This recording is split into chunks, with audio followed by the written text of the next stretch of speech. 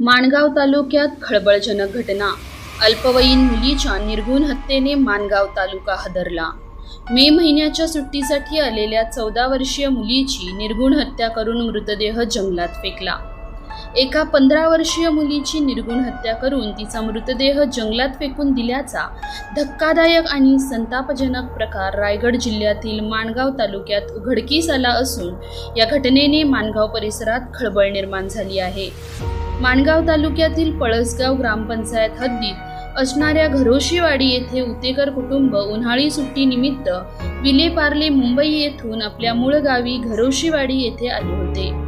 25 मे रोजी रात्री 9 वाजण्याच्या सुमारास 15 वर्षीय निधी ही मुलगी वडिलांच्या मोबाईलवरती बोलत घरातून बाहेर पडली. त्यानंतर ती परत घरी परतलीच नाही. त्यामुळे सोमवार रात्रीपासून तिचा तपास सुरू होता.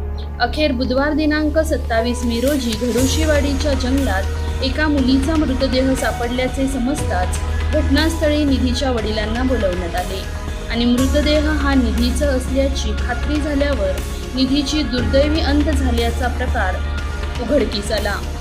निधी राकेश उतेकर ही आपल्या कुटुंबासोबत विलेपार्ले येथे राहत होती. निधी विलेपार्ले येथील सेंट झेवियर शाळेत शिकत होती. इयत्ता 9वी पास होऊन उन्हाळी सुट्ट्या पडल्यामुळे 8 दिवसांपूर्वी आई वडील भावासोबत गावी आली होती.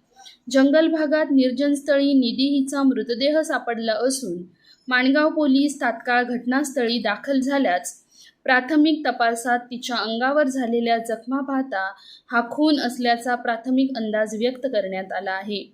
फॉरेन्सिक टीम व श्वास पथक घटनास्थळी पोहोचले असून माणगाव पोलिसांकडून सखोल तपास सुरू करण्यात आला आहे.